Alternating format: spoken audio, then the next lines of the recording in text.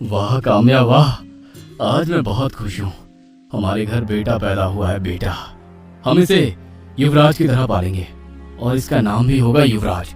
सुमित और उसका परिवार युवराज से बहुत प्यार करता। उसकी हर ख्वाहिश मिनटों में पूरी की जाती। समय और आगे बढ़ा और जैसे जैसे आगे बढ़ा युवराज की डिमांड भी आगे बढ़ी। वो इतना जिद्दी हो गया कि अगर कोई उसकी एक बात नहीं मानता तो आफत आ जाती। युवराज के 21वें जन्मदिन की बात है। ए बढ़िया, ज्यादा दिमाग मत दे मुझे, हाँ समझी? नहीं तो 1 लात मारूंगा, इस घर से निकाल दूंगा। युवराज बेटा, अपनी दादी से क्या कोई ऐसे बात करता है? देखो माँ, तुम भी मुझे मत सिखाओ कि कैसे बात करनी है या नहीं करनी है। मुझे ये बाइक चाहिए तो चाहिए, नहीं तो मैं इस बुढ़िया की किडनी बेच दूंगा। अरे मेरे पोते, ऐसा क्यों कह रहा है? अब तक ऐसा हुआ है कि तुमने जो मांगा वो नहीं मिला, लेकिन वो क्या है ना कि अभी तुम्हारे पापा का काम ठीक से नहीं चल रहा है, इसीलिए। अरे तो फिर बुआ को बोलो ना नाचने का काम करे। नाचने वाली को बहुत पैसे मिलते हैं। कल ही मैं 20,000 रुपए नाचने वाली को देकर आया हूँ। अपने परिवार के लाड प्यार में युवराज पूरी तरह बिगड़ गया था। दुनिया की हर बुराई उसके अंदर आ गई थी। वो नशा करता, चोरी करता, जुआ खेलता, नाच देखने क्लब में जाता, पापा के ऑफिस से पैसे चोरी करता। युवराज, युवराज, तुमने आज ऑफिस से फिर 50,000 रुपए बिना मुझसे पूछे लिए। इसमें पूछना क्या पापा? हाँ, मैं कोई नौकर हूँ क्या कि पूछूं? इस घर का मालिक हूँ ना। हाँ हो तो मालिक, लेकिन इस तरह हजारों हजारों रुपए कहाँ खर्च करते हो? क्या पापा, क्या बकवास सवाल कर रहे हो? हाँ, जवाब दूं? अय्याशी करता हूँ। चलिए कभी मेरे साथ चलिए। क्या दिन भर बिजनेस बिजनेस करते रहते हैं। सुमित काफी दिनों से अपने बेटे की बेइज्जती बर्दाश्त कर रहा था, लेकिन आज तो हद हो गई। इसलिए उसने गुस्से में उसे मारने के लिए अपना हाथ उठाया तो युवराज ने उसका हाथ पकड़ लिया। देखिए पापा, आप बाप हैं तो इसका ये मतलब नहीं है कि आप जो करेंगे मैं सह लूंगा। हाथ मेरा भी उठ सकता है, इसलिए हाथ संभाल कर रखिए, नहीं तो तोड़ दूंगा। युवराज की इस बेशर्मी पर पूरे परिवार को गुस्सा आया, लेकिन वो चाहकर भी कुछ नहीं कर सकते थे, क्योंकि युवराज को बिगाड़ने में उनका ही हाथ था।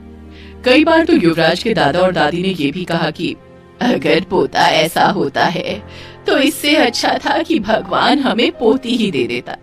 लेकिन वो कहते हैं ना कि जो जैसा करता है उसे वैसा ही भरना पड़ता है।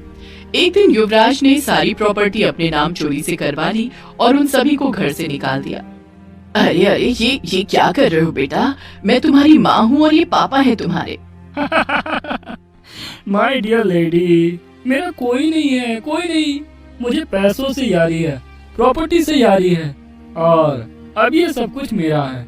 इसलिए 1 मिनट के अंदर सभी के सभी यहाँ से दफा हो जाओ, नहीं तो पुलिस को बुलाऊंगा। समय बहुत बलवान है। समय के चक्र ने सुमित और उसके परिवार के सामने ये स्थिति ला दी कि उन्होंने मंदिर के आगे भीख मांगना शुरू कर दिया, क्योंकि सुमित और काम्या दोनों के पूरे शरीर में कोढ़ हो गया था।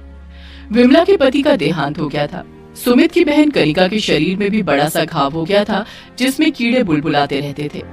इस बुढ़िया को कुछ खाने के लिए दे दो बेटा, कुछ खाने के लिए दे दो। एक दिन की बात है, वे सभी मंदिर के बाहर भीख मांग रहे थे। तभी वहाँ पर लक्ष्मी, दुर्गा और सरस्वती आई। ये वही दिन था जब सेठ गोविंद राय को 3 बच्चियां मछली के पेट में मिली थी।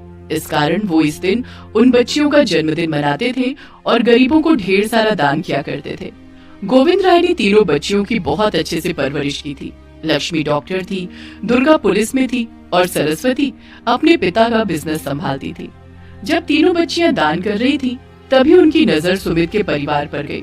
उसे देख उन्हें बहुत दया आई।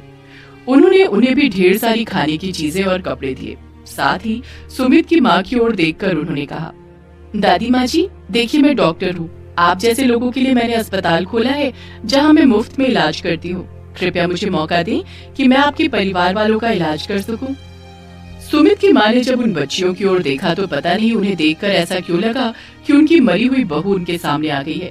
बहरहाल अगले दिन वो अपने बेटे, बहू और बेटी को लेकर लक्ष्मी के अस्पताल में गई। वहाँ पर उनका इलाज शुरू हुआ। वहीं सुमित की माँ को पता लगा कि सालों पहले सेठ गोविंद राय को ये बच्चियां मछली के पेट में मिली थी। हो ना हो, ये सारी बच्चियां सुमित्रा की हैं। इनके नए नक्श उससे मिलते हैं। सालों पहले कितनी बड़ी भूल हो गई थी हमसे, जिस बेटे के चक्कर में हमने अपनी गर्भवती बहू को नदी में फेंका था। आज उसी की बच्चियां हमारे काम आ रही हैं। विमला देवी ने उन बच्चियों से कुछ नहीं कहा, क्योंकि वो किस मुंह से कहती कि उन लोगों ने ही उनकी माँ को मारा है और उन बच्चियों को भी मारने की कोशिश की थी। बहरहाल लक्ष्मी के इलाज से सुमित, काम्या और कनिका की तबीयत में सुधार होने लगा। एक दिन विमला देवी ने उन बच्चियों की असलियत उन्हें बताई।